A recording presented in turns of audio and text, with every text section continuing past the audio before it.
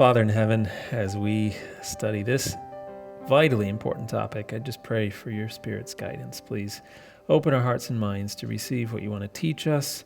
Clear away our clouded vision that obscures our understanding of your beautiful plan. Help us to understand the attacks of the enemy and what we can do to work against it, Lord. Please speak through me. May this message be clear, and I ask in Jesus' name, amen. All right, we're going to talk about a lot of science this afternoon, and I want to start with a statement that we have in the Spirit of Prophecy that is one that perhaps many of us are familiar with, or perhaps we've heard variations upon it. I've heard it quoted erroneously in various paraphrases, but I want to look at it, and we're going to look at the modern science now as to why it is true, because it's something that we have often dismissed as perhaps a little bit old-fashioned at times. But we are told parents should be the only teachers of their children until they have reached 8 or 10 years of age. As fast as their minds can comprehend it, the parents should open before them God's great book of nature. Now, there's more to read here, but I want to pause right here. First of all, we're looking at a program of education for children until what age? Okay, 8 or 10. So we're talking about a program of education in the first 8 or 10 years of a child's life. And there are two components that are mentioned here. It first of all tells us who the teachers should be. Who should that be? Parents, okay. And then it says what the textbook should be. What was that? What is it? Nature. All right. The parents should open before them God's great book of nature. Now, where should the classroom be? Because sometimes you think, okay, book of nature, we're going to get some textbooks from National Geographic, and that's not the book of nature. That's learning from a book about the book of nature. Continuing, same quote here, the only schoolroom for children until 8 or 10 years of age should be in the open air amid the opening flowers and nature's beautiful scenery and their most familiar textbook, The Treasures of Nature. So there it says it again, the textbook should be The Treasures of Nature. So we're talking about a program of education. This is a curriculum, if you will, for children up until the ages of 8 or 10. The teachers should be the parents, the textbook should be nature, and the schoolroom should be the open air. Now, does that sound like your traditional kindergarten program these days? A far cry from it, right? So we've tended to kind of look at that and say, well, that was written 100 some years ago. I think we have some improved methods now. Maybe it doesn't quite apply. You've probably heard some statements like that about that. I want to turn to the science. Now, we don't need the science to prove God correct, do we? But it helps strengthen our faith. And we're going to see how absolutely correct this statement is and how it affects. Some of you may be saying, well, I don't really have young children. Does this apply? I guarantee, as I've talked with even older people who say, aha, that's why I've experienced this, that, and various, difficulties in learning or in school or in life in general. This affects so much. Those first years of life affect so much of later adulthood. So it's a fascinating topic, but there's a lot of research to get into. Now, this morning we were going through thought-destroying tactics of Satan, things that were damaging good thinking abilities. We saw a lack of physical activity. We saw testing. Talked about the health message, practical work. And the last one on the list, I just left a question mark because I wanted to focus in on it this afternoon. And it is what we would call early formal academics, or we could say early schooling. But it is not only sending a child to school, it's also just doing the wrong kind of education, even if it is at home. You can have as I was talking to someone just last week, they said, I did homeschooling, but that wasn't true education. And so there is a difference there. And so that's why I've defined this as early formal academics. This is a type of education that is not healthy at an early age. But just for, again, to contrast and to look at the way traditional education is functioning, they did a study. The study was titled, Is Kindergarten the New First Grade? And they were looking at how the academic pressure has been increasing at an earlier and earlier age in school. And some of the older generation here would be shocked to know what is actually happening in kindergarten today and what the emphasis and the focus is. So they compared kindergarten classrooms in 1998 with classrooms in 2010. They asked kindergarten teachers in 1998, is reading fluently too much to expect out of a kindergartner? Now, what would be the answer? I would say so. That's a bit much to expect. Well, about 50% of kindergarten teachers said, yeah, that would be too much to expect out of a kindergartner. 12 years later, in 2010, they asked the same question. Now, it was only 10% felt that that was too much to ask. Again, I'm just talking about how our perceptions have changed about what to expect during early childhood education. In 1998, 29% of kindergarten teachers said that children should learn to read in kindergarten. 12 years later, that figure had gone up to 78%. In 1998, around half of kindergartners were in full-day programs. 2010, 81% in full-day programs. Along with this, the time for art and music and hands-on projects has dwindled. With 90% in 2010, 90% of kindergartners were being taught to read. 97% were in classes where composing and writing complete sentences was a needed skill. And 99% were learning capitalization and punctuation. This is kindergarten. Things have changed. Our emphasis has changed a lot. Now, don't get stuck on the numbers. I'm not saying this is the case in every kindergarten, everywhere, but what I'm illustrating is a shift in our perceptions and what we're expecting and what we're focusing on in the early childhood education programs. School districts today report a more structured kindergarten program that centers on specific academic objectives and emulates what once was a grade 1 focus. So we keep shifting. It used to be second grade, and then it was first grade, and now it's kindergarten, and we keep pressuring the academics earlier and earlier. And we see this politically. Kindergarten, since the 1980s, has become increasingly academic, with big pushes from President George Bush's No Child Left Behind and President Obama's Race to the Top. And today, children are being asked to do things they are not ready to do. Then we have legislation involved. Under the Common Core standards, the snowball has escalated into an avalanche which threatens to destroy appropriate and effective approaches to early education. The kindergarten standards, in use in over 40 states, place huge emphasis on print literacy and state bluntly that by the end of kindergarten, children are to read emergent reader text with purpose and understanding. We've seen a huge push for reading at a very early age. The Journal of the American Academy of Pediatrics clinical report found that an increasing societal focus on academic readiness has led to a focus on structured activities that are designed to promote academic results as early as preschool, with a corresponding decrease in playful learning. Meanwhile, 30% of U.S. kindergarten children no longer have recess. I'm like, this isn't university we're talking about here. Kindergarten, they don't even have recess. Now, I just want us to think, we talked earlier this morning about the attack, the intentional focus on getting kids through this system that is designed to make them not think. It's no accident that this is happening earlier and earlier and earlier, getting them into that system as early as possible. 5- and 6-year-olds are being asked to sit doing math, reading, and writing for hours at a time, sometimes with no recess or a very short one. Some teachers have dispensed with snacks during half-day kindergarten because there just isn't any time. Many kindergartners take home homework every day. Notice the title there of this article, Sweatshop Kindergarten. It's maddening. There was a comment on this article that said, I am a teacher and I work with kindergarten students. The biggest downfall to kindergarten, as I see it, is that academics have to start on day 1 so that there will be time to get through the curriculum and complete the mandated assessments.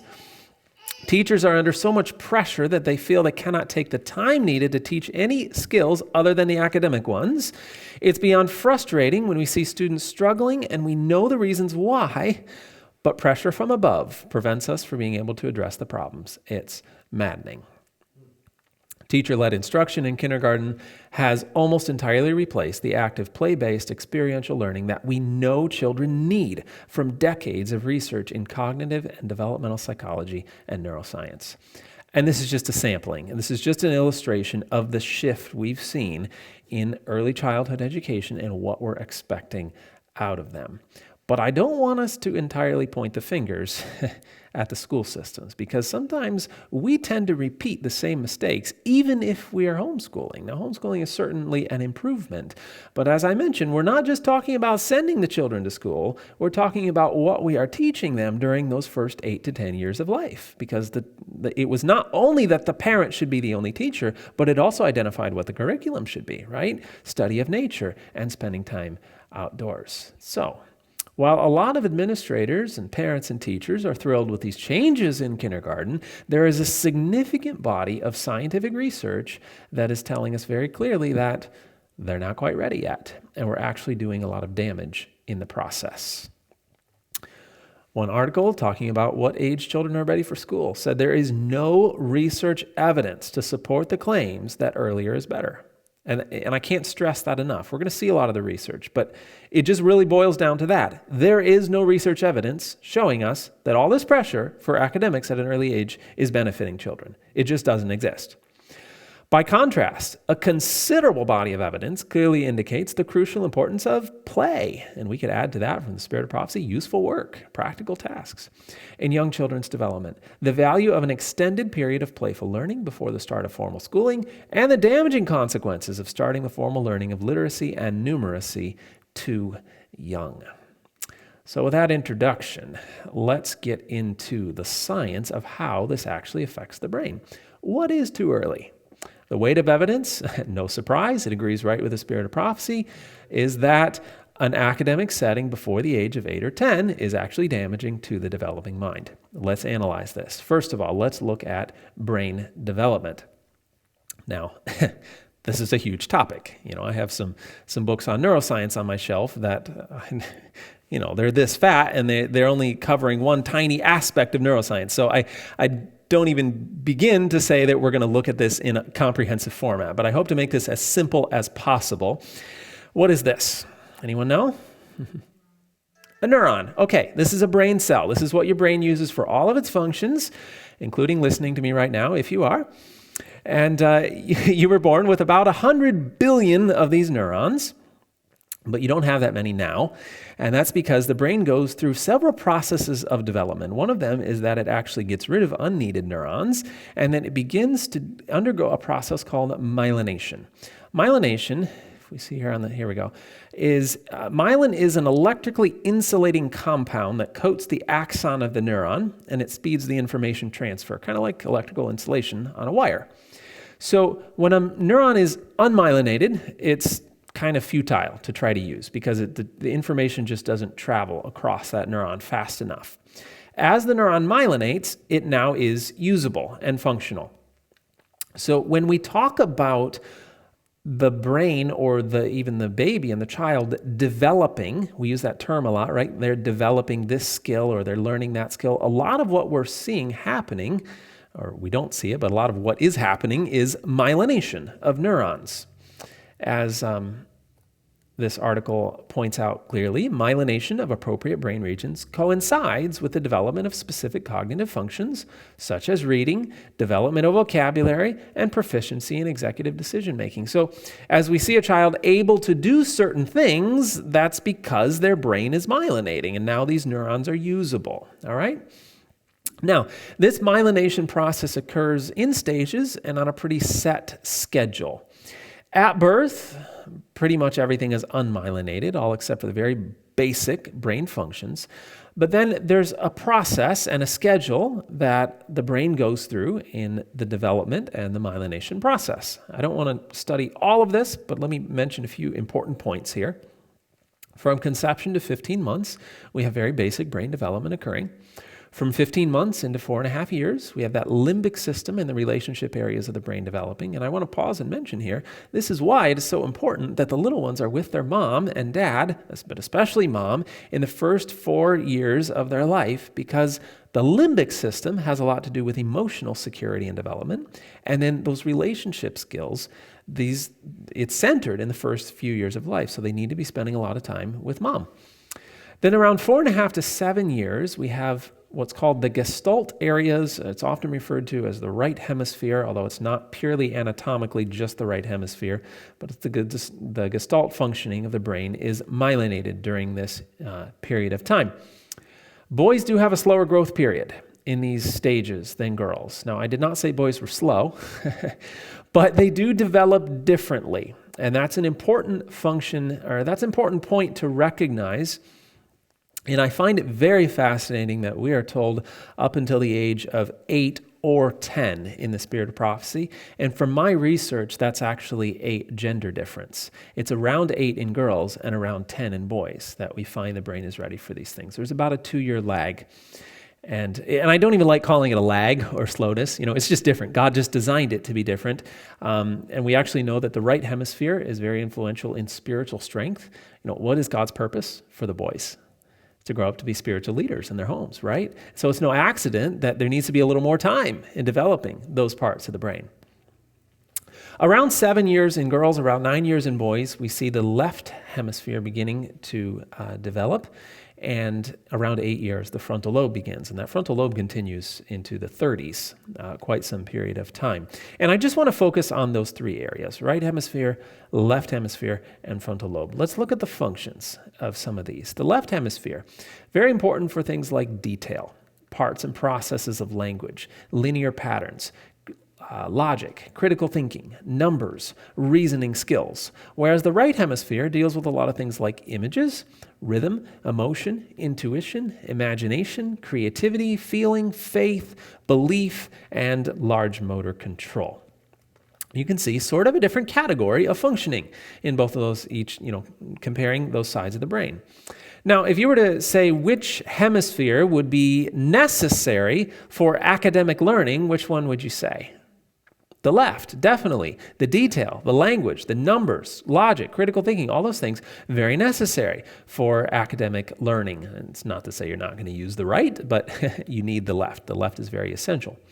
Now, the primary motor cortex is within the frontal lobe, and that helps with the fine motor development, which is very important for handwriting. Inner speech is very important for internalizing concepts as you're reading, as well as fine motor eye teaming and foveal focus, which is, again, important for reading. So, go back to our schedule here. The 3 areas highlighted in the yellow. We saw that the right hemisphere was developing from around 4.5 into 7 years, or maybe around 9 years in boys. And then around that time, as the right hemisphere is finishing up, we see the left hemisphere's major surge in development. But what's a typical school starting age? 5, 6, right? And we saw even kindergarten was focused academically. So what happens if we're trying to push the academics when the area of the brain that is responsible for academic processing hasn't even really developed yet? We're going to have a problem, right?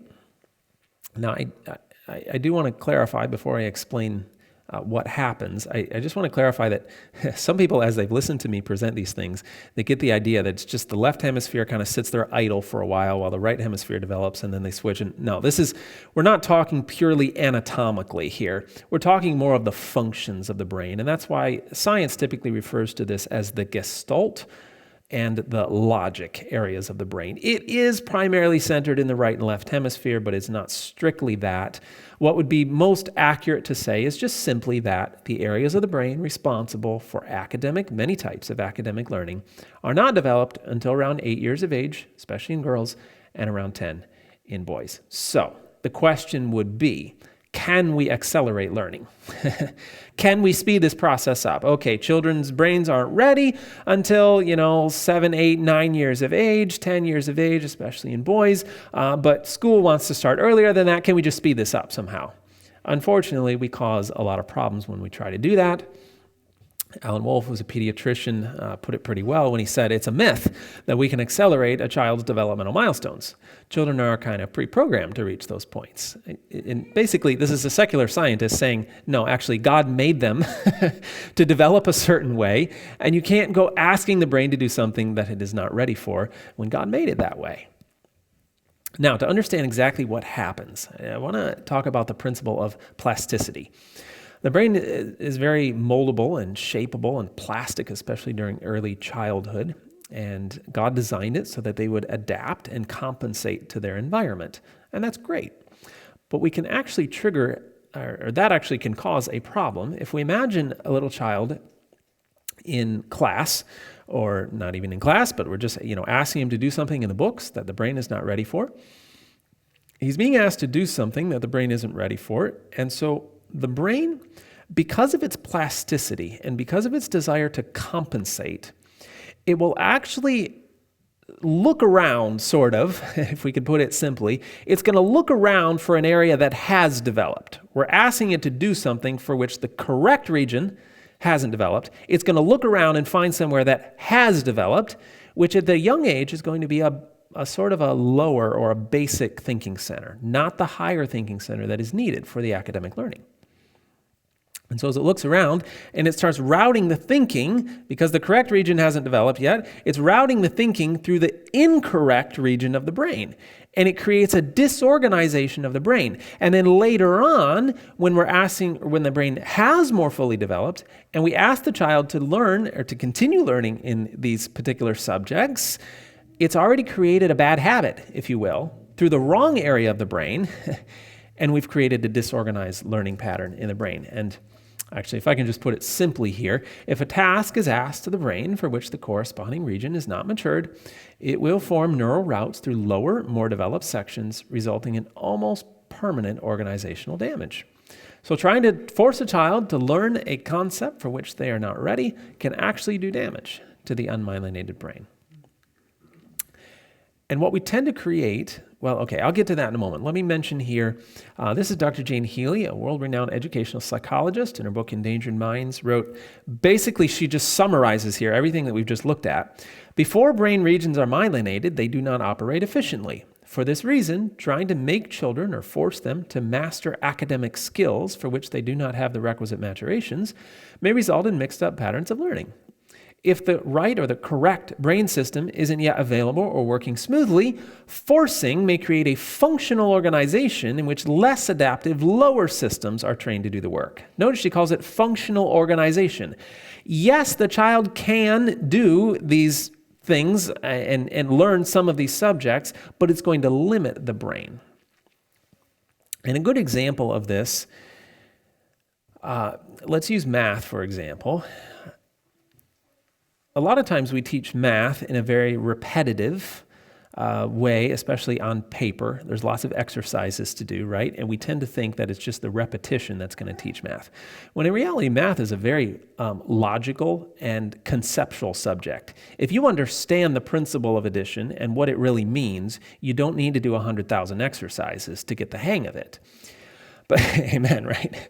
But what we do is, as we start too early and we're trying to teach the children to do these things, the brain isn't ready, and so it's using the lower thinking centers, and because it's a lower thinking center, it's not going to grasp it conceptually, and we have to repeat it over and over and over and over and over, and we tend to think that's just the way it has to be done. But I'm sure all of you can relate to, give me the problem on paper, give me the formula to calculate, I can do that, but don't give me a word problem, right? Children hate the word problems because they have to think, they have to understand the concept.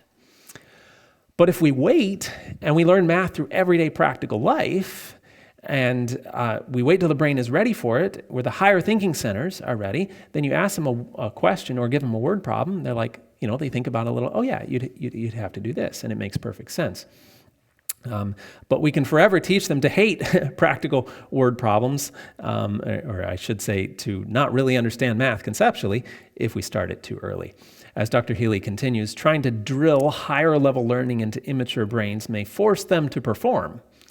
They're doing the exercises, they're getting through school, maybe even get good grades, but they're performing at lower level systems and thus impair the skill in question. And what we can tend to create is something known as learned helplessness.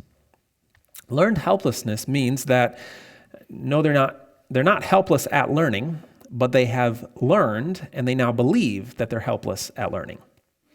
So many times as I've worked with children, I think of one example, and this is one that would be familiar to any teacher. I was helping a student with something, and she came across a problem that she didn't understand. And I said, well, what don't you understand? Well, I don't know. But okay, the problem is asking you to do this. How do you think you can solve this? Well, I don't know.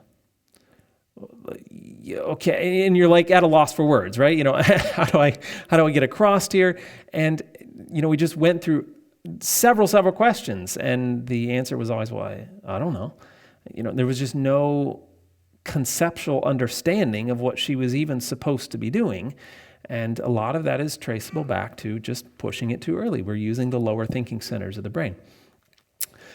A child who is required to learn things before he is ready may quickly tire of them, or he may become anxiety-ridden and so frustrated he will not try at all. I love how Dr. Healy says it here. I often wonder how many children decide they are dumb. They're not dumb, but they decide they are. I'm just bad at math. I'm just bad at reading. I'm just bad at English, whatever it is. We just decide they are dumb about certain subjects, when the truth is that someone simply laid on the learning too soon and in a form other than the one they needed to receive it in at the time. Many children acquire learned helplessness at school when they are confronted with learning tasks that are too difficult for their level of ability.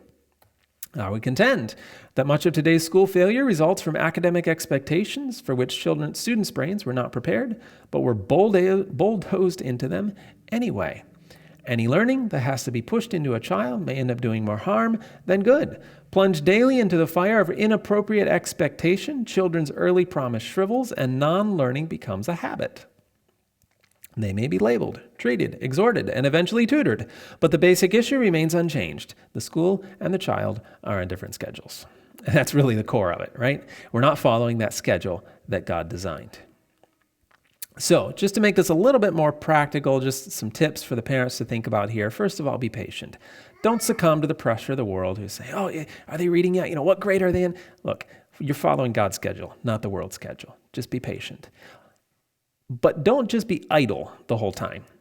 Remember, the counsel was about what you should be doing, not what you shouldn't be doing. We're kind of focusing on what you shouldn't be doing. But the counsel was pretty strong about what you should be doing. So make sure you're learning in practical, hands-on ways rather than in books. And that includes a lot of time out in nature, and focus on character. It's not only the brain that is affected, though. I want to talk for a few minutes about the development of the eyes. Eye teaming refers to the ability to use both eyes to focus on a subject. This is essential for reading. And then foveal focus is two-dimensional focus. When you're looking at this is three-dimensional. But when you start reading, you switch to two-dimensional vision because you're reading text on a page. These functions don't fully develop until approximately age 7 to 9. So what's going to happen if we're trying to ask a child to do reading before the eye has fully developed? Less than 5% of our vision actually occurs in our eyes. In other words, the brain does most of the processing of our vision. And for full vision to occur, information from all cerebral lobes must be accessed. But what's the problem if the whole brain hasn't developed yet? Full vision is not going to be occurring.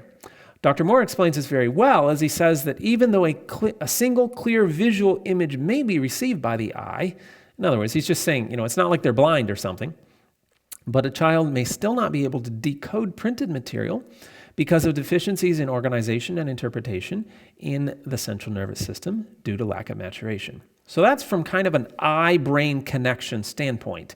But we also know from research that this negatively affects the eye itself. The eyeball is not completely shaped with collagen fibers until approximately age 9.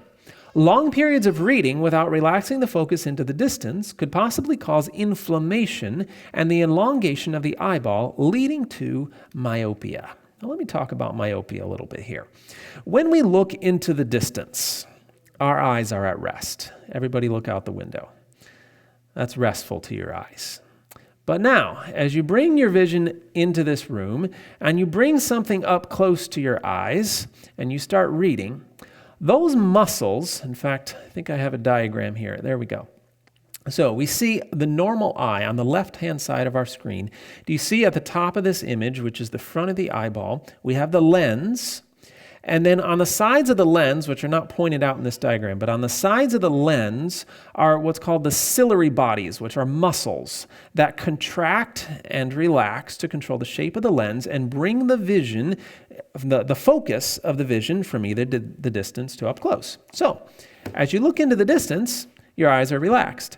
But as you look up close, those muscles on the sides of the lens have to contract, and they bring your focus up close. And nothing wrong with that. God made it to do that way.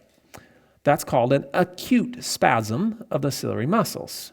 But as you keep focusing on something for a long period of time, 20 minutes, 30 minutes, an hour, you're doing long periods of reading, those muscles are constantly uptight.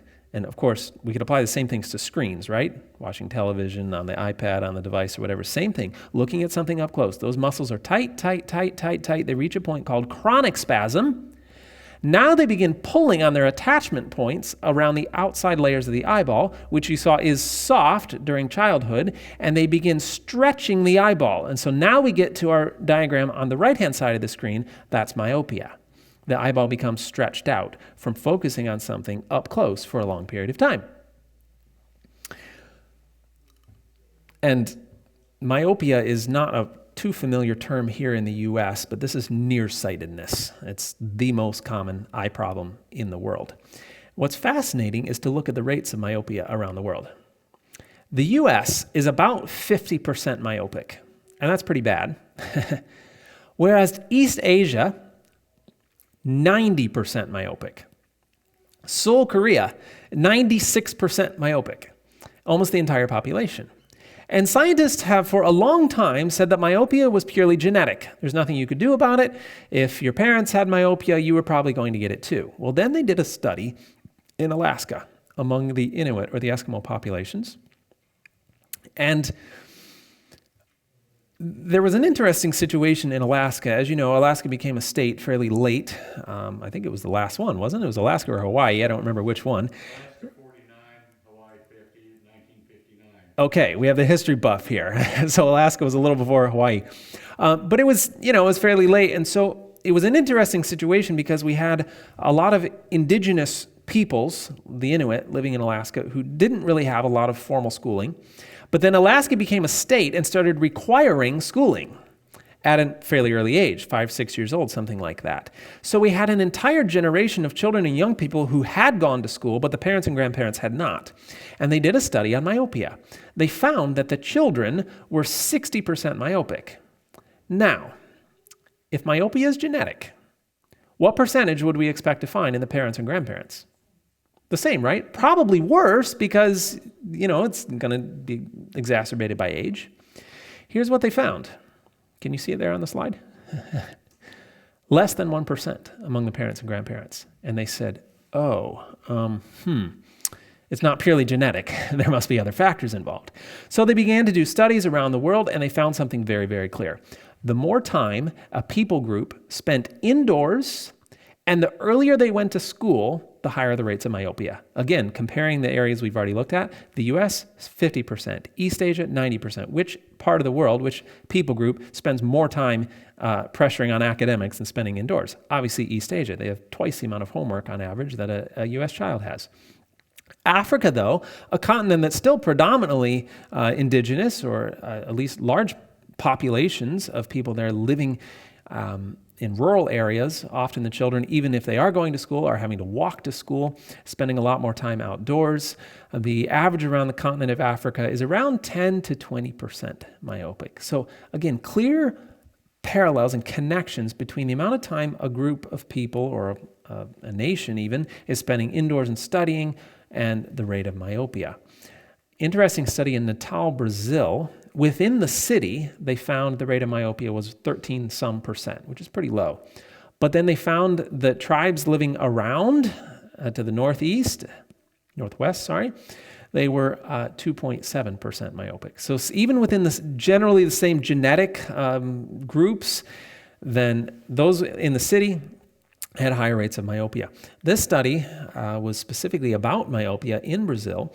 They found that the indigenous people of the upper Rio Negro region of the Amazon rainforest in northwestern Brazil, and they found that myopia was rare among the indigenous population. And they also found, this was fascinating to me, because everyone just says, you go to your eye doctor today, why do I have myopia? It's either going to be a genetics or age. And they found age was not associated with the refractive errors of the indigenous people. It was not connected to age. Brazilians from the small city in which the study was performed had higher rates of myopia. Sounds like God had a reason for country living, right? Older pre-education adults also had a very low prevalence of myopia, 2%, whereas the younger, slightly educated Brazilians had a higher prevalence of myopia. And they found that the low prevalence of myopia in the illiterate indigenous people is consistent with other studies and suggests that myopia is related to literacy. Pretty interesting, right? And it's also interesting when you study and you find that there is no part of the brain that is dedicated to reading, because God never designed for us to even need to read. He wanted us to commune with Him face to face, and our minds to be so strong we would retain everything He told us. But as a result of sin, we have to have books, and praise the Lord for books. I'm very thankful for books. I'm glad we have the Word of God to study in its written form, but that wasn't even God's ideal. That's a plan B. And it is linked to higher rates of myopia and nearsightedness. How can we avoid that? The best way is to wait for the reading. It is absolutely clear from the research, the earlier a child learns to read, and it's not only reading, but it's doing up-close work, crafts even, stuff at the table all the time versus being outdoors, you will have higher rates of myopia. If you wait until the eye has more fully firmed up with those collagen fibers, 8, 9, 10 years of age, before you allow them to do much reading, then you significantly lower the risk of myopia. And if a child does learn to read at an early age, the research shows that we should limit it to no more than about 15 or 20 minutes at a time, and at most twice a day, just to limit and to protect the eyes. So the lifestyle factors in the development of myopia are definitely close-up work is a major one. There is one other aspect, and that is the lack of time outdoors. They find that children who spend less time outside are at a greater risk of developing myopia. And part of the reason for this, I want to refer back to our diagram here. Remember that a myopic eye is elongated in shape. A study found light stimulates the release of dopamine in the retina, and this neurotransmitter, in turn, blocks the elongation of the eye during development. Wait, elongation of the eye, isn't that myopia? Yeah, so light was stimulating the release of a neurotransmitter that blocked that elongation of the eyeball. And you say, okay, light, what do you mean light? Am I supposed to, stare into a flashlight for some time every day? No. Ian Morgan, who's a myopia researcher at Australian National University, he found that children need to spend around 3 hours a day under light levels of at least 10,000 lux to be protected against myopia. All right, first of all, how many hours a day? 3. 3 hours a day. But recent research has indicated children are spending, I think it is 90, if I remember the statistic right, 94% of their time is spent indoors. So they're definitely not getting 3 hours outside every day. That's a lot of time. But then 10,000 lux, how much is 10,000 lux? Well, if you go outside on a sunny day and you stand in the shade, you're getting about 10,000 lux. Full sunlight is more than 10,000, but in the shade on a sunny day, you'd be getting about 10,000 lux. Lux is a measurement of the volume, the total volume of light. So if you imagine, take one of these windows here and go outside that window, you'd be getting about 10,000 lux. But as you come into this room, that volume of light that's coming through that window now is dissipated into the volume of this room.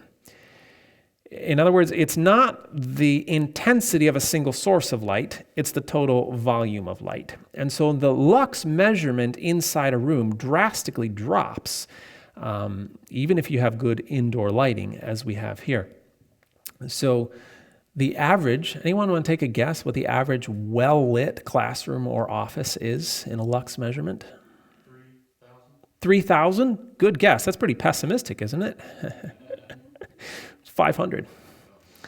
I was shocked. 500 lux is the average. Of course, I was doing a seminar in New Zealand a while ago, and somebody raised their hand and said, well, actually here in New Zealand, we require at least 700 lux. And I said, great, but I mean, that's not 10,000, right? I mean, yeah, right, not even 10%. So, the only way to do that is to go outside and get some physical activity. I think of a friend of mine who had severe myopia, and she was told as she was going for her yearly checkups to the eye doctor. She was, I think, 12 at the time, 12 or 13. And she went to the eye doctor and he said, "I'm really sorry. At the rate your myopia is progressing, you'll probably be legally blind within about 1 year." Can you imagine hearing that as a 12 or 13-year-old?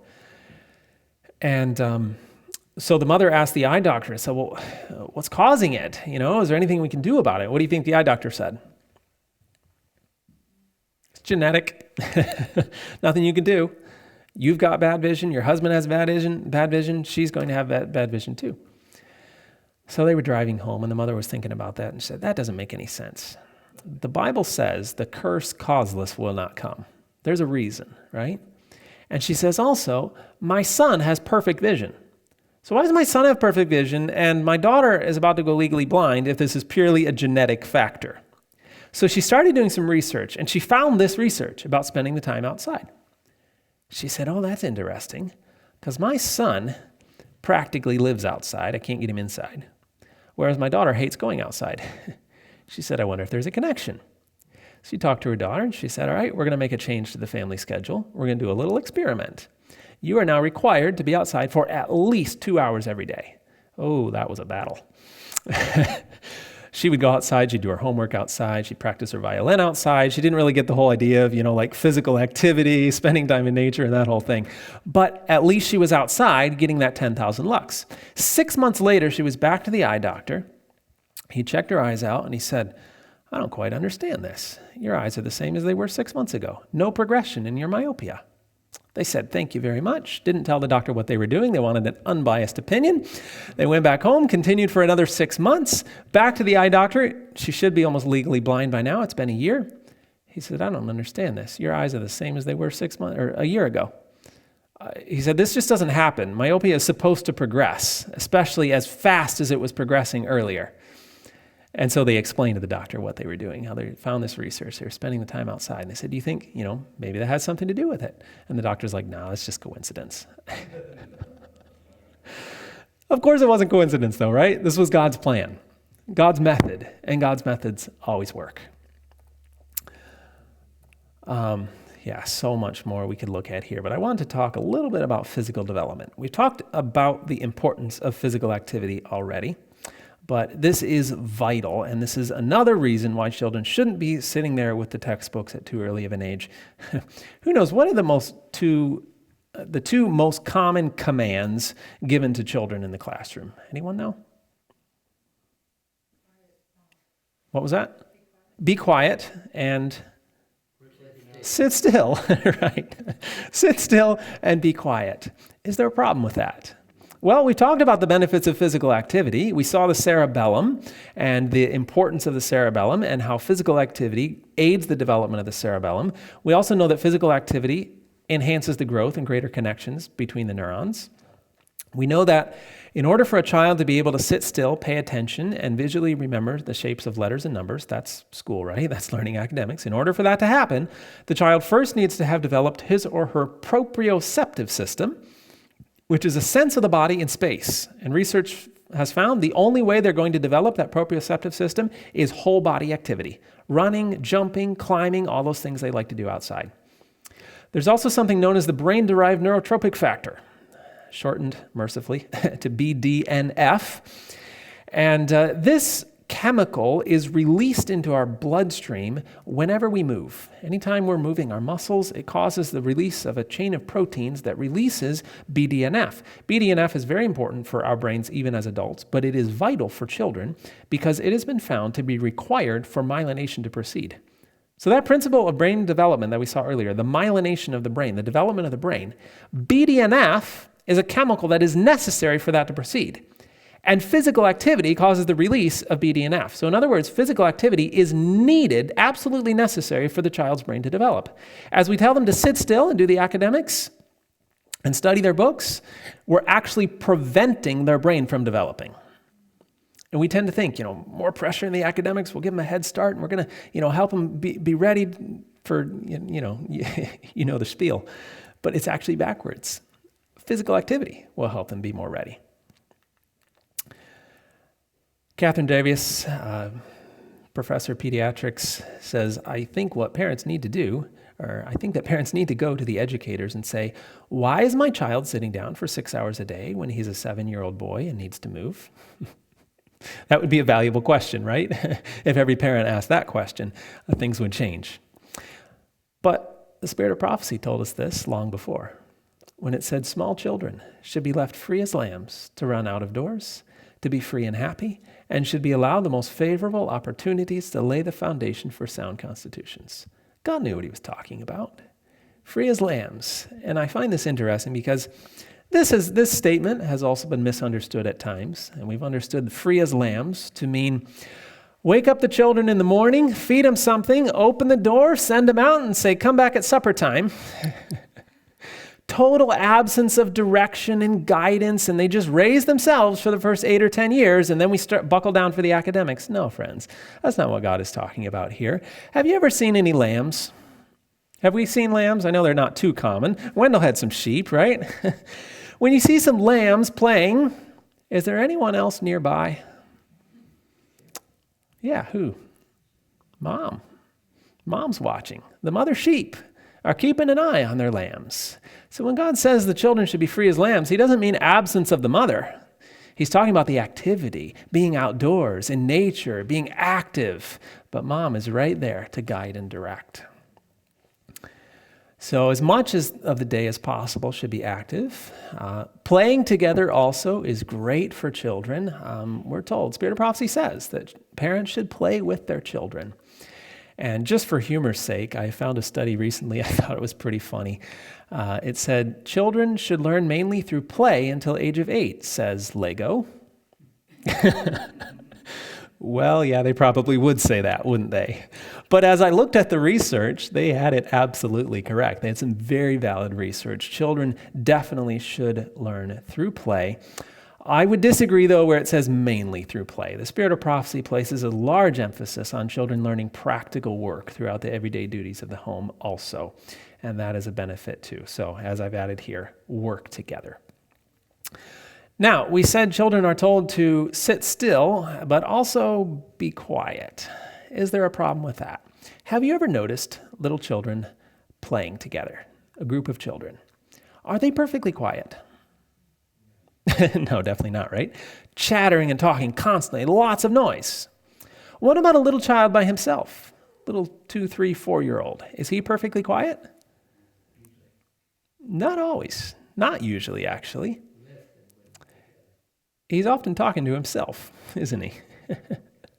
And you're like, what's he talking about in there? And you listen a little, and he's just chattering to himself. That's because children don't have something known as inner speech developed. Inner speech is the ability that we have as adults to think about something without having to say it out loud. Although we all catch ourselves thinking out loud at times, I'm sure, right? But we have the ability. We can read silently and internalize those thoughts. We can think about something without having to say it out loud. Children don't have that ability. Until around the age of 8, children have to actually verbalize what they're thinking about. In fact, they say that if we're trying to have a child read to themselves silently, it does them very little good. Very little of what they are reading to themselves actually ends up in their mind. They have to say it out loud.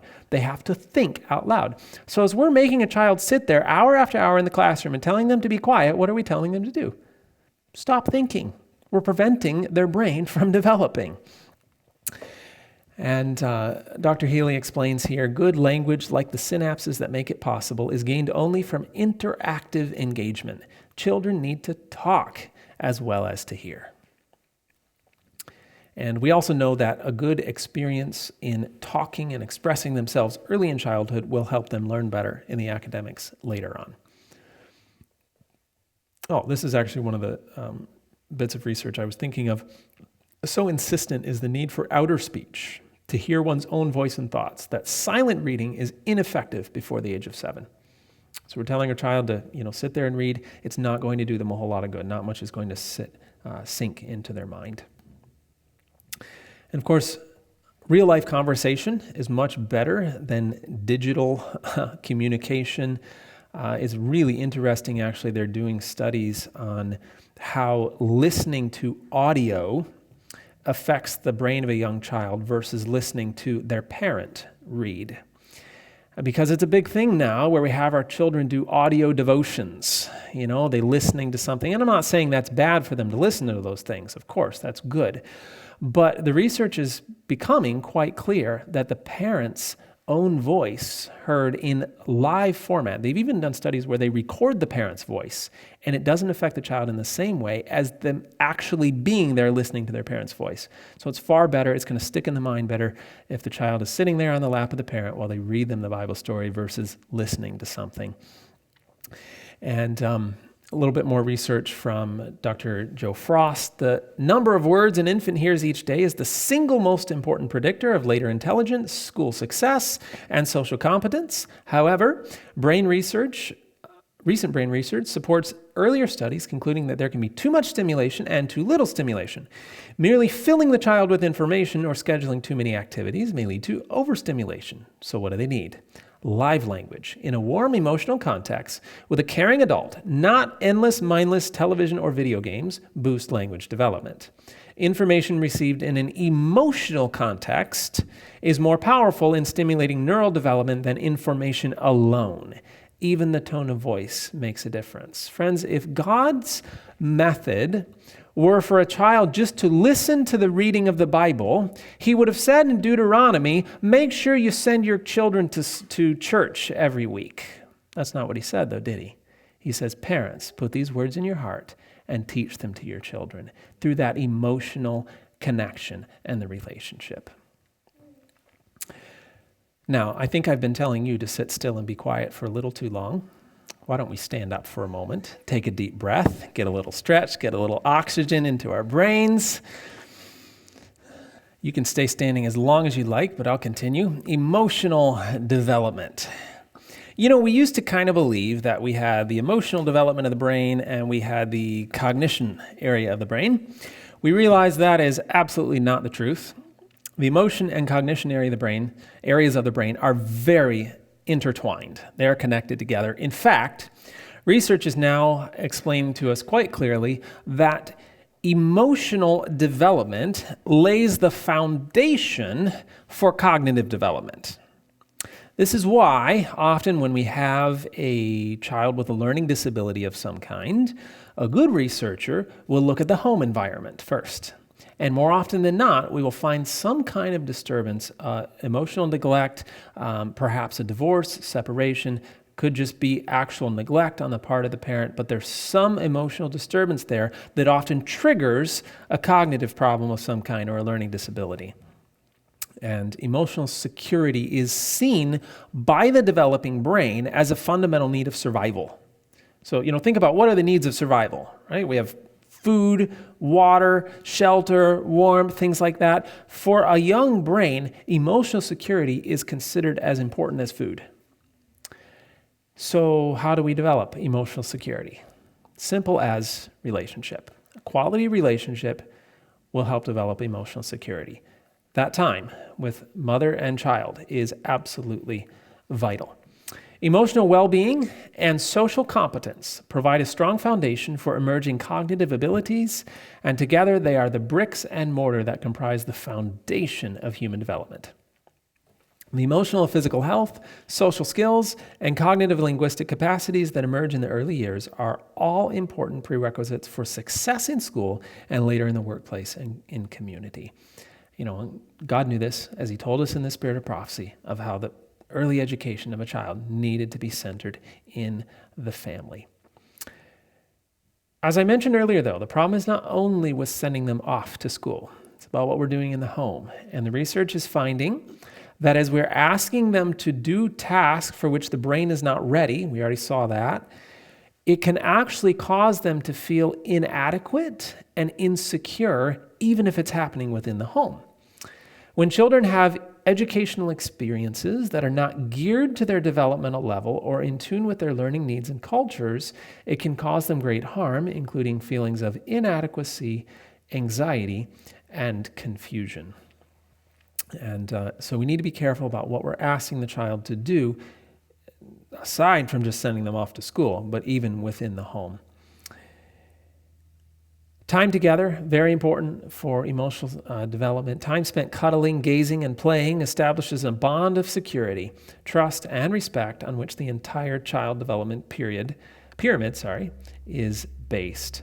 Dr. Raymond Moore put it the best as he said, "A child relates to people and to the world primarily through interaction with parents or parent surrogates. Even the best daycare cannot completely neutralize the negative social, emotional, and cognitive effects of mother-child discontinuity.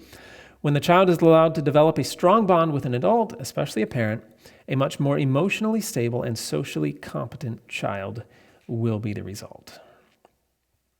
But now, what about the question of socialization? Here we are talking about how we shouldn't send the child to school too early, but how will they get socialized? We kind of addressed that this morning already in how we talked about true socialization is going to happen within the home. The best socialization is a mixture of ages, not just peer-to-peer. And the research is very clear on that we often create negative socialization as a result of pushing children off into an environment with only their peers at an early age. I think of a little boy that I worked with. He was about 5 years old, I think, and he had some pretty serious emotional issues, a lot of anger problems. He didn't want to be touched very much, didn't like hugs. He was always picking fights with his siblings. He had major behavioral problems. And as part of one of the projects that I was doing for research in my classes, I decided to investigate this little boy. I was in a position to kind of observe without it being too official that I was investigating his situation. And I found that he had plenty of access to peers. Other kids the same age, no problem there. He had access to that. He wasn't always the best friend. It kind of caused a lot of problems, but he had access to kids his same age.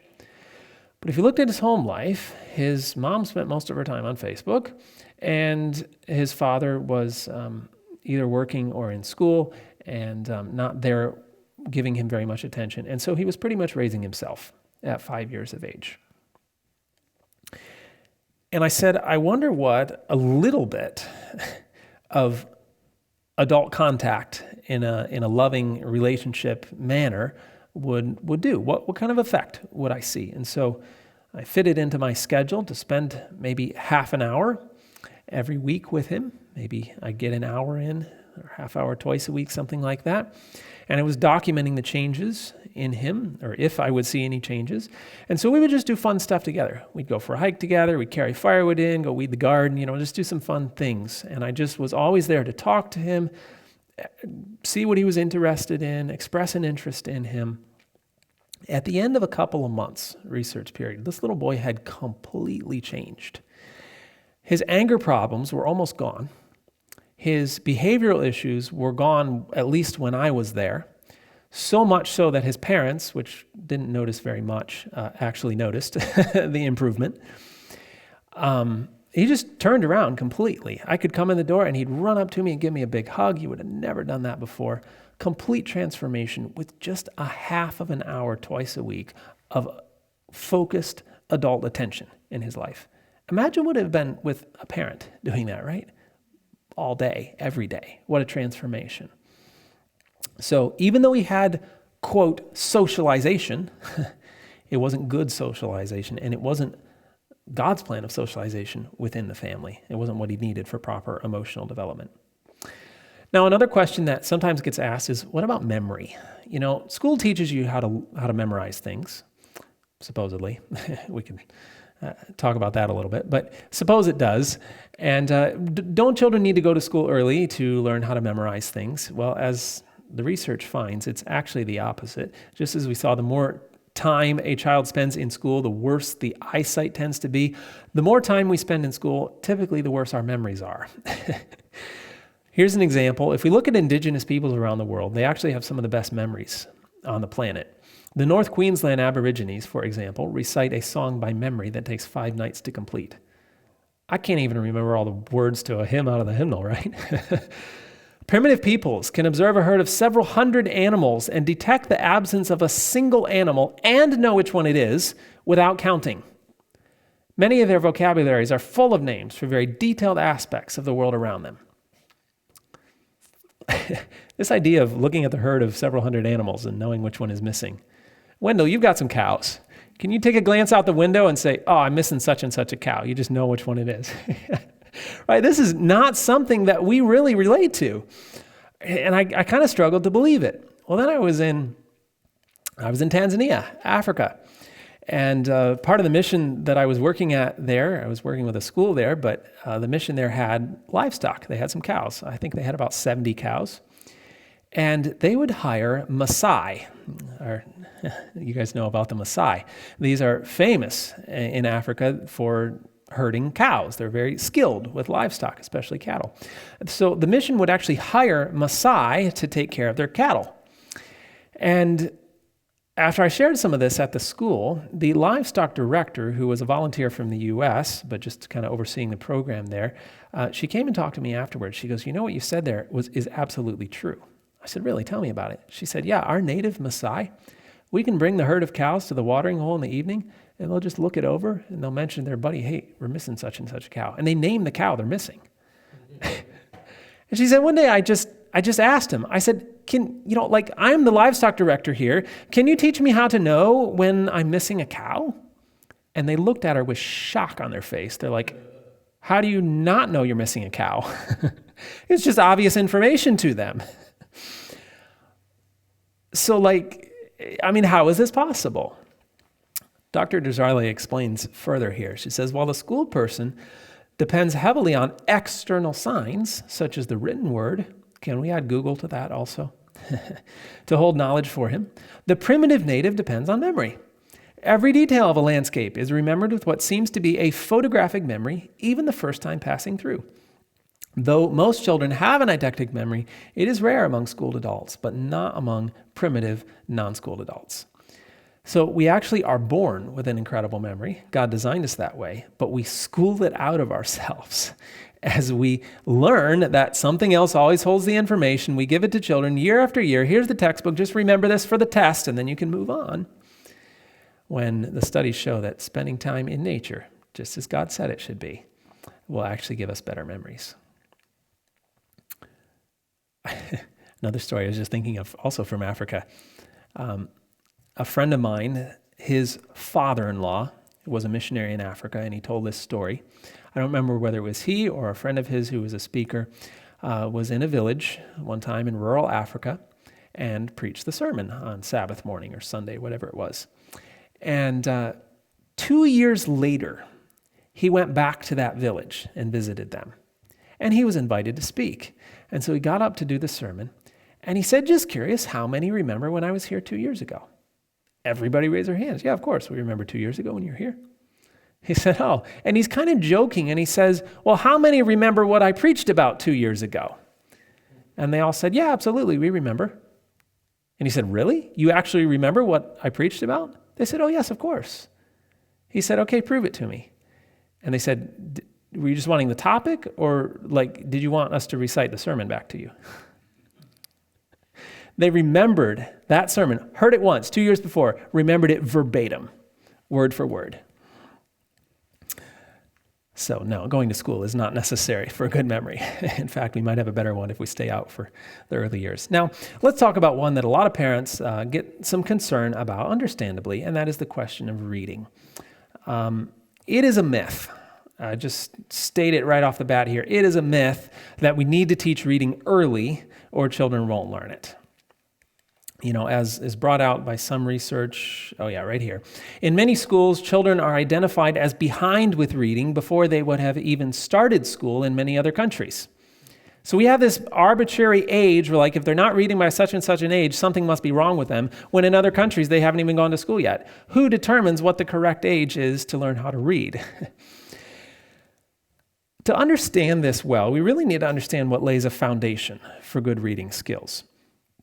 I want to read something here from the Early Childhood Research Quarterly. This is a very respected journal in early childhood research.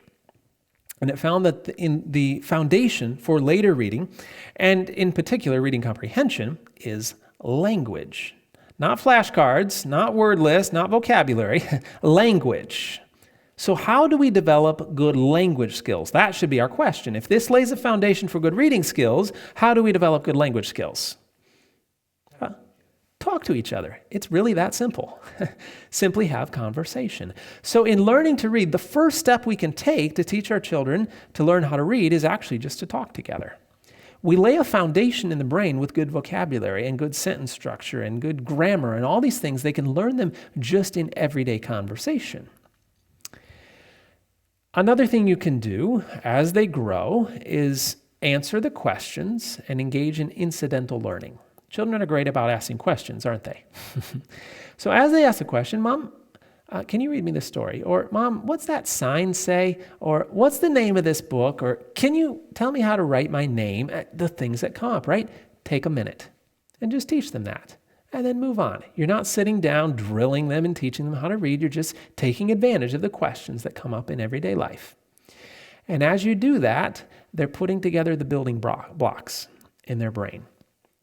You can also use books and reading as a source of gaining needed information about something, rather than what I'm saying there is as in contrast to this is something you have to read, get through these number of pages, and you've done your reading assignment.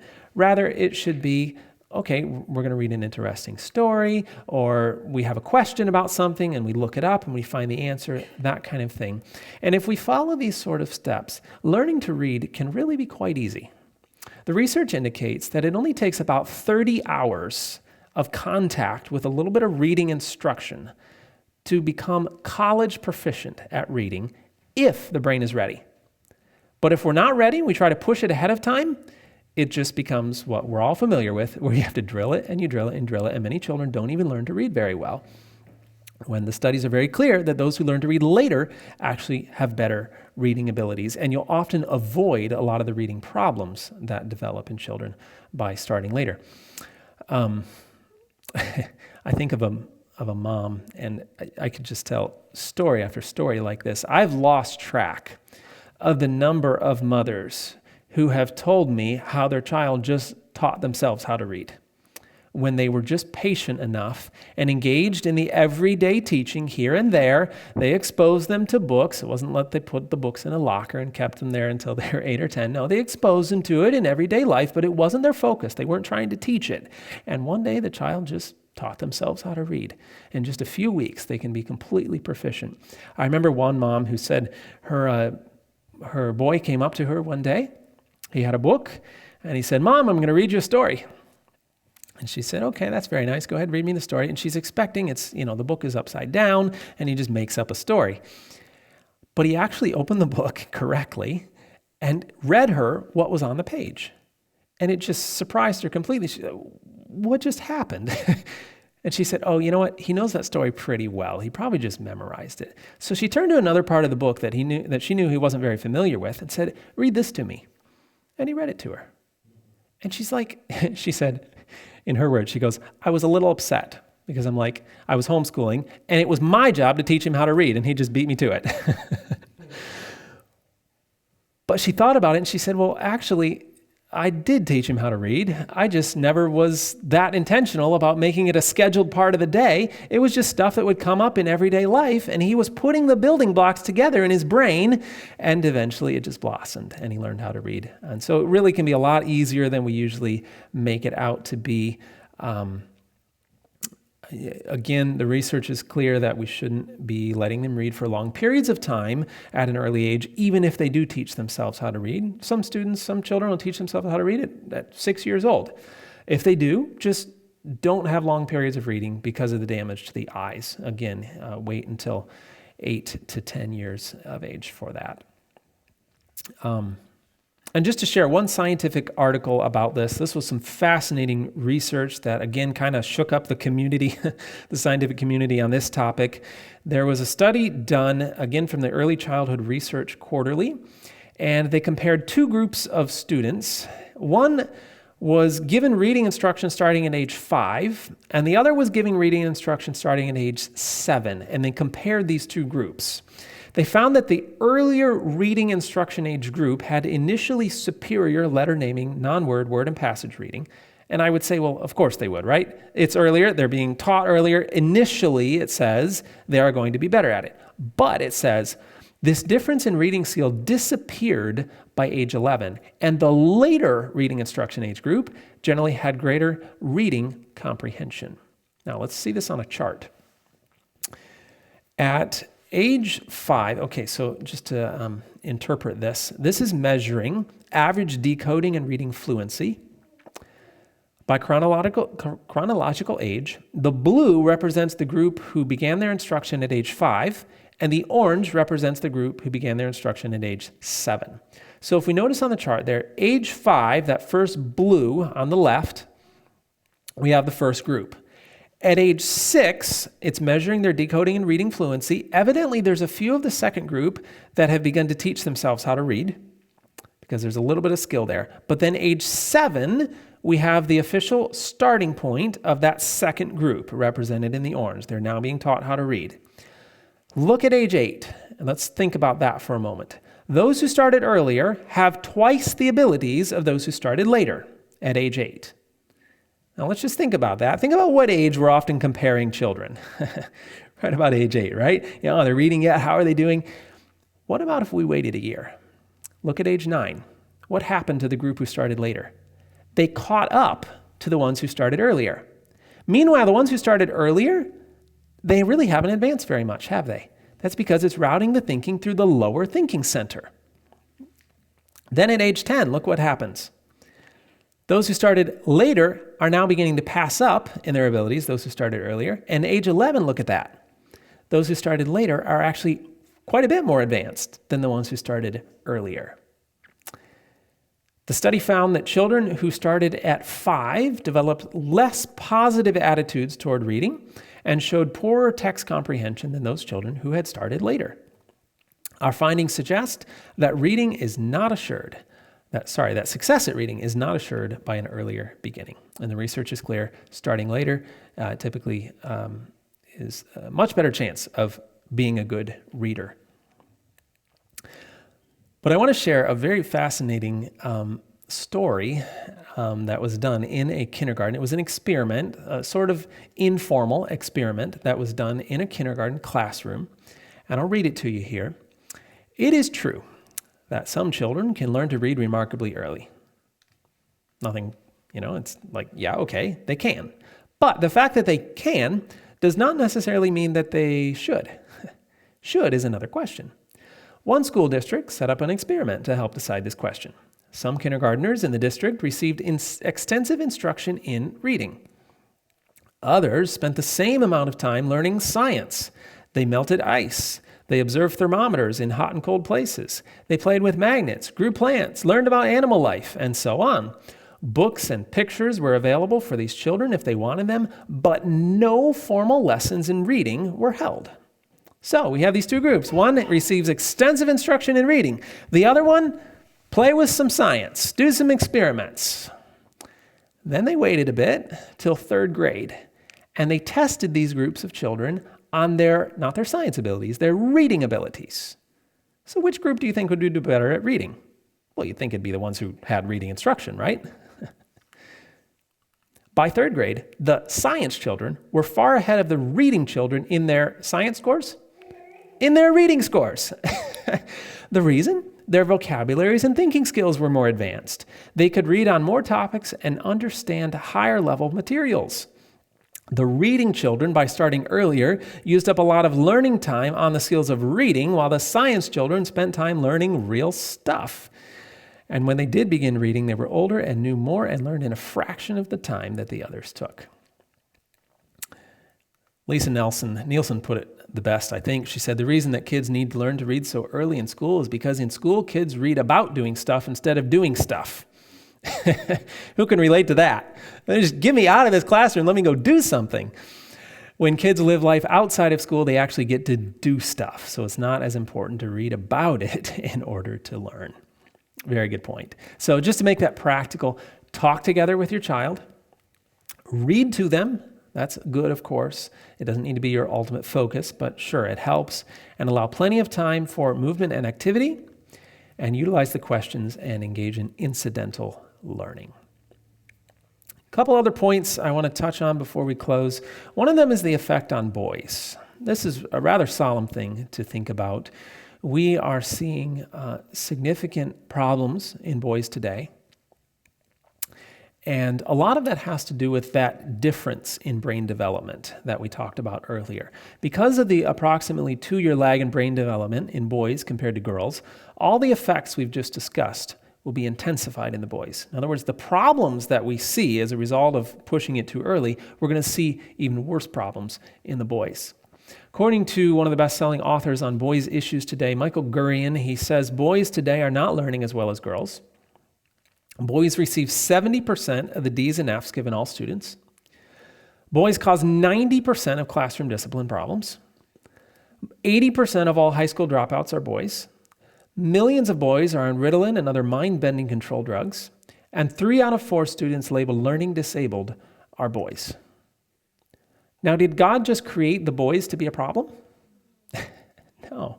Although I asked that question one time, and there was a brother and sister sitting on the front pew, and the sister was very quick to assure me that, yes, boys were the problem.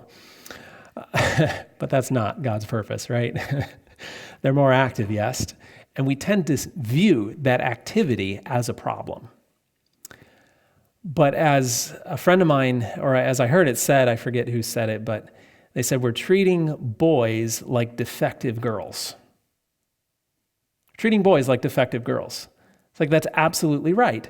Boys need a different learning environment. God just made them that way. There's nothing wrong with it. But we put them at the same age into the school system and ask them to learn in the same way. And we're like, they're obviously not doing as well as the girls. There must be something wrong with the boys. There's nothing wrong with them. They're just different. Just give them some more time. The early curriculum, and let's just think about this really seriously here. God's purpose for our boys is to be the spiritual leaders of their homes and their churches. Satan hates this. He does not want male leadership in our church. That's plain. I don't think I have to point out to you the issues that we're seeing in our church. It's clear. Satan does not want male leadership. And yes, he's using many methods to work against that, but this is absolutely one of them. Year after year, the little boys begin to believe that they're just inferior, I guess, to the girls. They're just dumber than the girls. Something's wrong with them. That's not the way God designed it. The early curriculum is more accelerated than ever before. Boys are expected to do too much too soon. Their brains aren't ready for it. They begin their school careers in the dumb group. They're frustrated with their lack of ability. They start disliking school, and they begin to avoid it. We're seeing that more than ever now. I found one research quite interesting, one study that was done that found boys with summer birth dates tend to be advantaged academically by postponing kindergarten entrance 1 year.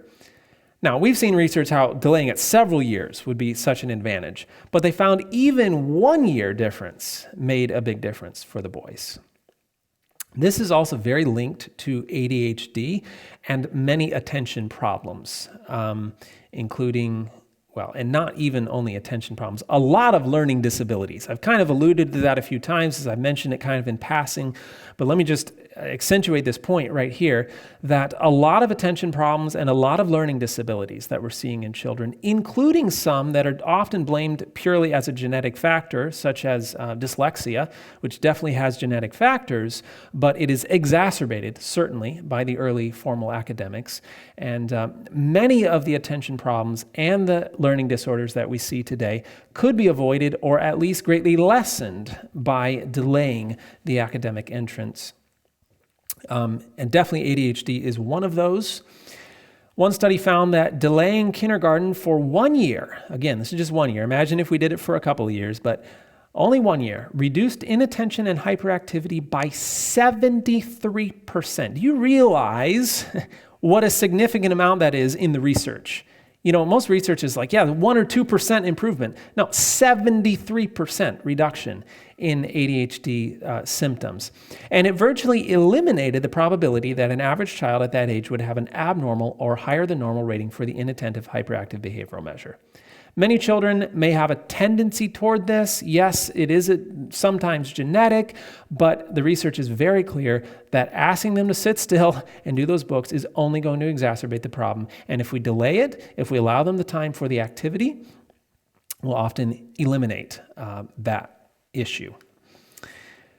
Now, I realize the question that could be asked is, okay, I'm convinced on this topic. I'm convinced on the idea that children need to be, we need to wait before doing the academic training. We need to wait, if we are sending them to school.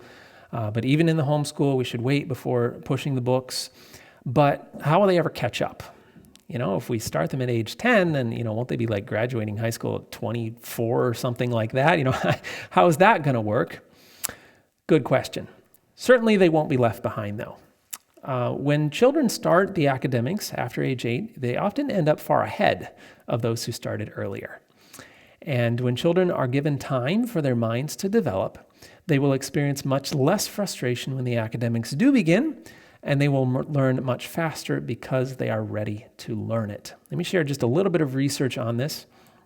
In a study of 300 individuals who started school at about age 8 or later, all quickly caught up with their classes and in most cases performed well above the class average. That's just one study out of many. There is substantial agreement among school entrance age researchers that children who enter school later are significantly higher in academic achievement than those who enter earlier. Learning problems might thus be avoided, since forcing instruction on an unready child can result in learning skills with little transfer value, where they don't get it, they don't understand it conceptually, we talked about that earlier, or in just turning off learning altogether.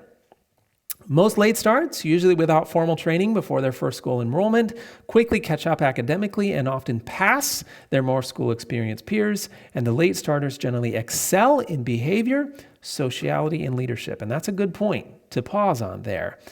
Academic success can be helpful, but there are more important things than that, aren't there? Behavior, social skills, leadership skills, these are vital.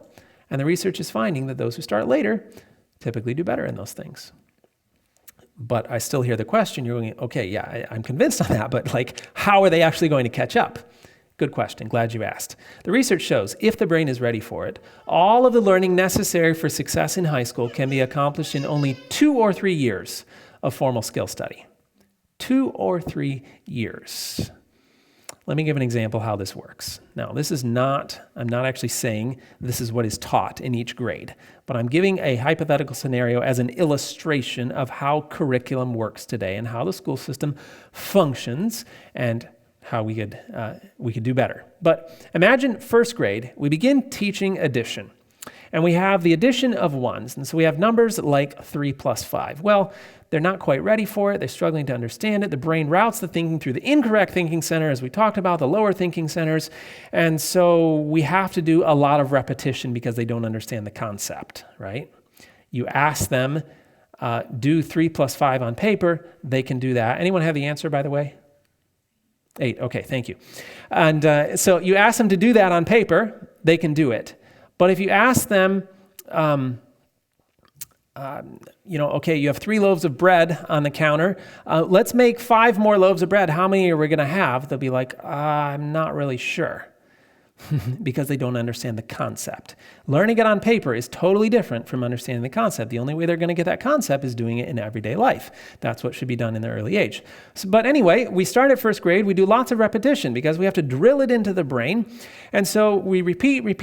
Finally, the end of first grade rolls around and they've got that. So second grade comes along. What are we going to do? We're going to make it a little more difficult, right? That's how curriculum works. You learn the same subject every year, but you just make it a little more difficult. That's called the spiral approach. And I realize these aren't the actual things you're learning in each grade. I'm just illustrating how curriculum works. So again, you have to do a lot more repetition. They finally get to understanding how to add tens. Anyone have the answer on this one? 30. Okay. Now, third grade comes along. What are we going to do? We're going to make it a little more difficult this year. We're going to review the past 2 years because they've forgotten everything during summer break. And now we're going to repeat, lots more repetition. Finally, they're learning how to add hundreds. Anyone got this one added up? All righty. Now, fourth grade rolls around. What are we going to do? Make it a little more harder. Repeat the previous 3 years. Repeat. Lots of examples. Drill it into the brain. I see the wheels turning. All right. 35, 25, 92. That was close. You get the principle though, right? This is called the spiral approach. This is the opposite of what is called mastery learning, where you understand the concept, you really know what it means, and you can apply it in any situation.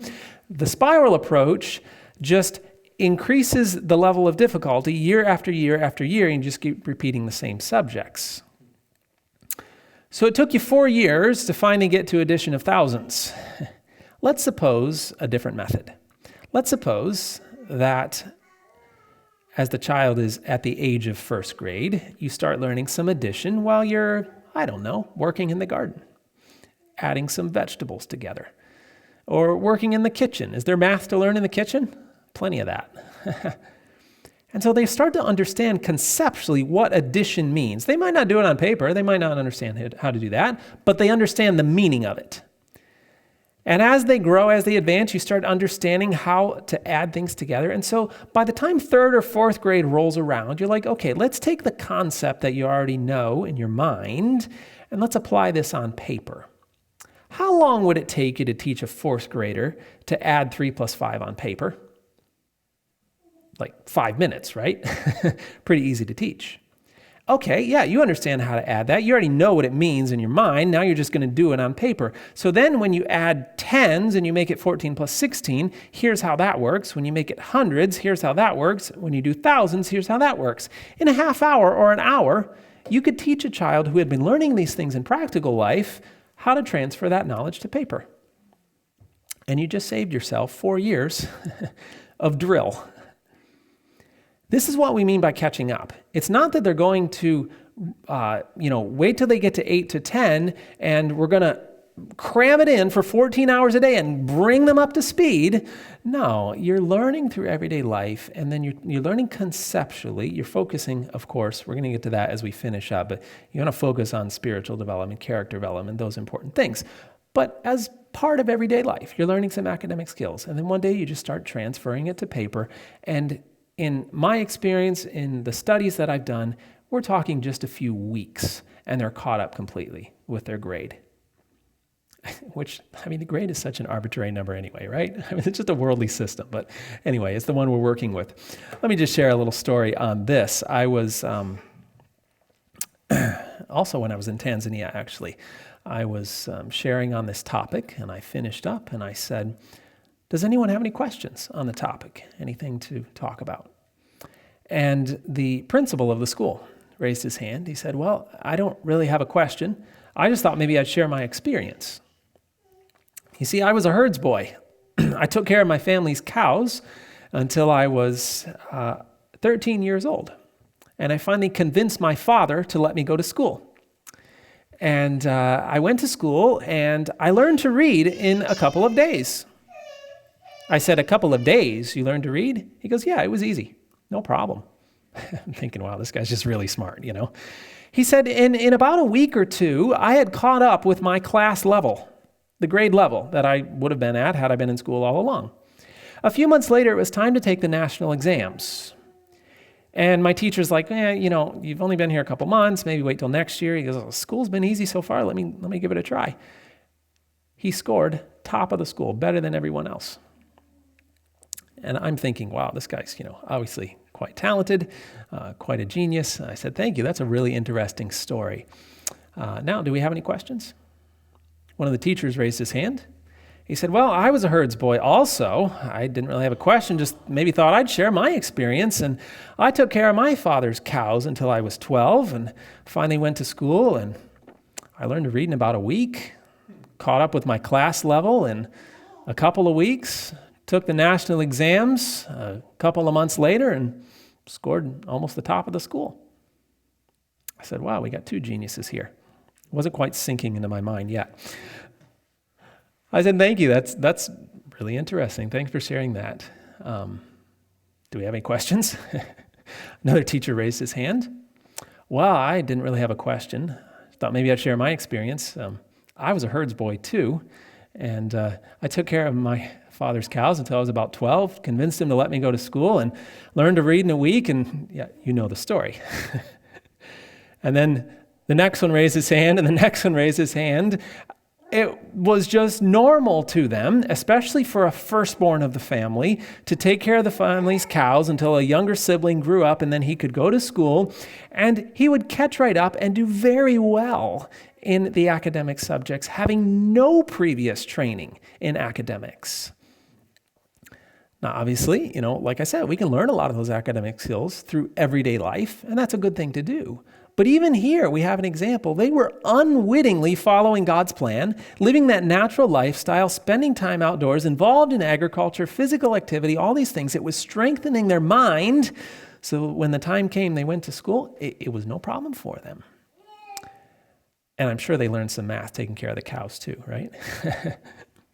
And just one other experience that was particularly striking, some friends of ours, they were Brazilian, and they were living in the U.S. This has been a few years ago, and it came time that through some changes that were happening in their life, they needed to move back to Brazil. Now, they had been homeschooling their children in the U.S. and in Brazil, but in the U.S. also. But in Brazil, the restrictions are a lot more than here in the U.S., and you have to have everything super documented. But this mother in the U.S. had been doing very little documentation. They were just learning through everyday life. Sometimes they'd get to the books, sometimes they wouldn't. And she said when we were going back to Brazil, it was just filling her with terror, because she's like, great, now I have to have documentation for everything. And she said the last, and her son was 12, was it? 11, 12? Yeah, 12, I think. So he should have been in like 5th or 6th grade. She said the last complete grade we finished, according to any curriculum, was grade 2. She said, we've just been learning through everyday life and getting a book occasionally and learning from that. We weren't going through this grade by grade curriculum. She said, so going back to Brazil, I'm like, what am I going to do? She was feeling like a bad mom, not properly educating her child. So she found a series of tests that her son could take that would measure his grade level in different subjects. And she said that will allow us to go back to Brazil and say he's at this grade in this subject, this grade in that subject, and go from there. And so I know this is falling off. She got the tests, and she told her son, I think there were like 10 subjects or something like that. It was a pretty advanced assessment. And she told her son, look, take these one at a time. It was on the computer. And then, go outside, get some fresh air and exercise, come back in. I want your brain to be as fresh as it can be, so you do as the best you can on these tests. Well, he was just gung-ho ready to go, all excited about it. He sat down and knocked the whole thing out in one gulp, all the subjects. And finished up. It took him several hours. He finished up late in the evening, and she is just like, this is hopeless. These are going to be terrible. And, he didn't really care much about the scores, and she just like, this is not a good situation. It's going to really make me look like a bad mom. Anyway, she waited for the results to come back. Finally got the results and opened up the scores, and she's looking for, F, F, F, fail on everything, or maybe a really low grade. Remember, the last grade he'd completed officially was grade 2. The lowest grade she could find was grade 8. She's like, something is wrong here. What is going on? Grade 8, grade 10, grade 11, grade 12, his English. Now, English was not their second language. English was their second language in their home, wasn't their first language. English was grade 11. And she's like, this is crazy. But then there were a couple of subjects that were listed as PHS. And she thought, aha, those are the ones he failed on. But she's like, what is PHS supposed to mean? Looks back in the legend at the end of the book, PHS, post-high school. And her son goes, well, what's that supposed to mean, Mom? She goes, I guess it means you're done with school. And so, God's methods work. God has said, follow my ways, and I will honor those who honor me. I'm not suggesting that every child is going to be this genius and score through the roof with all the academic skills if we follow this method. That's not what God has said, because the academics are not our highest priority. But it is a nice side effect that when we follow God's method, the mind is so strong that they typically do very well in the academics. And so our final point is really the most important one, and that is spirituality and spiritual strength. None of this makes any difference or is really important unless we're focused on the character development of our children. And we know that the early years of childhood are important for the development of spirituality, cause to effect reasoning, emotion, relationships, behavior management, language, memory skills, moral understanding, conscience, and character development. Is this an important list? This is just vital, right? This is what we really should be caring about as Christian parents. All of these functions, the foundation is laid in the first 7 years of a child's life in the brain. And I have to imagine, Satan understands this very well, doesn't he? And he says, what can I do to make it so parents don't focus on what really matters in the early years of life? And he's got our minds twisted around. He's got a society and systems of schooling and government and all these different things. It's the world we live in that has conditioned us to believe that we've got to give them the flashcards when they're young. We've got to start with baby Einstein. We've got to get them in kindergarten. What grade are they in? Give them that head start in the academics. That's just as Satan would have it, because he's distracting us from what really matters in the early years of life. He knows full well that those academics can be learned later, and they'll actually be better learned later. He doesn't really care, though. He just wants something to distract parents from the most important thing. We know that the early years are a critical period for the areas of the brain that lay the foundation for spiritual strength. And if we are pressuring in the academics, it actually suppresses spiritual development. The Spirit of Prophecy was very clear on this, though. As it says, parents, especially mothers, should be the only teachers of such infant minds. And you say, okay, this is referring to infant, of course. If you look in the context here, I believe it's the paragraph or two before this, it defines what infancy is. It says infancy extends from birth through, not unto, but through age 7. So when does infancy end? Age 8, right? When 7 ends. It says through age 7, so age 8. So parents, especially mothers, should be the only teachers of children through age 7 until they reach age 8. Now, of course, beyond that is great too, but especially then. And then it says, they should not educate from books. It's so plain, right? We see from the research the reasons why, but the books should not be our focus, right here from the Spirit of Prophecy. So what should we do instead? We saw the textbook should be nature, the classroom should be outdoors. It explains here what to do. So that the children generally will be inquisitive to learn the things of nature. Now that's assuming they're out in nature, right? Children aren't going to be asking questions about things that are not surrounding them. So you need to put them out in nature. They will ask questions in regard to the things they see and hear. God knew something about children, didn't he? Asking questions. And parents should improve the opportunity to instruct and patiently answer these little inquiries. And what will be the result?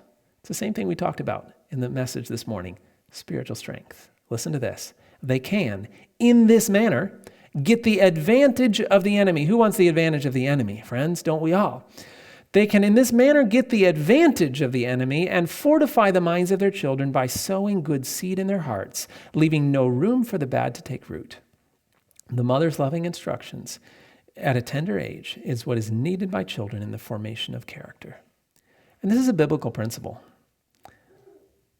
Ecclesiastes chapter 3, verse 1 says, to everything there's a season and a time to every purpose under the heaven. God has a schedule. It shouldn't surprise us that there's a schedule of development that God has given us. Education tells us true education is not the forcing of instruction on an unready and unreceptive mind. The mental powers must be awakened, the interest aroused. Jesus talked about this when he says, first the blade, then the ear, after that the full corn in the ear. Ellen White expounds on this, and she says, the gradual development of the plant from the seed is an object lesson in child training. He who gave this parable created the tiny seed, gave it its vital properties, and ordained the laws that govern its growth. The little one should be educated in childlike simplicity. Childhood answers to the blade in the parable, and the blade has a beauty peculiarly its own. Children should not be forced into a precocious maturity, but as long as possible should retain the freshness and grace of their early years. How many here has ever grown any corn? Anyone? Okay, a few of us grown some corn. Now imagine you planted some corn, and you went out a week or 10 days later, and you checked on your corn, and you see some little plants coming up. What do you do at that point? Man, I wanted corn. What is going on?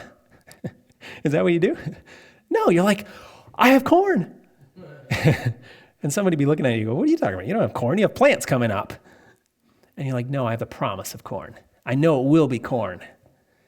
You recognize the beauty in those little plants coming up. Same in childhood. Why do we pressure them to do things that is not for their period of time, is not for their stage of development? God says focus on character development at an early age. Let the academic stuff come later. And we say, no, I want to hurry it along. And so we bend down and we grab that little corn plant and we pull it along. And we end up just damaging it for all the rest of its life. We started with this, and we'll end with it. Parents should be the only teachers of their children until they have reached 8 or 10 years of age. As fast as their minds can comprehend it, the parents should open before them God's great book of nature. The only schoolroom for children until 8 or 10 years of age should be in the open air, amid the opening flowers and nature's beautiful scenery, and their most familiar textbook, The Treasures of Nature. I started with this, and I asked the question, I just kind of stated, we've looked at this and we've said, well, that's a little old-fashioned, maybe it doesn't apply anymore. Have we seen that it applies today? Have we seen that it applies more than ever today? The world is catching up with us, friends. God has called us, though, to be the head and not the tail. We look at this and we say, and when we see the research from the world, we say, oh, maybe we should have listened to that. But how many things has the Lord given us instruction about that the world hasn't found reasons for yet? Are we going to wait for the world to prove God right? Or are we going to step out in faith, trust what he has told us, and obey, knowing it will make us the head and not the tail? Friends, we have so much counsel. The spirit of prophecy is so full of instruction to us. Let's read it. Let's obey it. Let's trust that it is right and not have to depend on the world to make us go, oh yeah, probably we should do that. No, let's trust God knows what he's talking about. Amen? All right, let's have a word of prayer, and then we'll take a break. Father in heaven, thank you for this instruction to us. How blessed we are to have all this research. But Lord, forgive us for distrusting it at times. Help us to obey. Help us to apply these things into our lives. And in all areas of our lives, help us to trust in your counsel and obey it even when we don't understand all the way. We thank you and we ask in Jesus' name.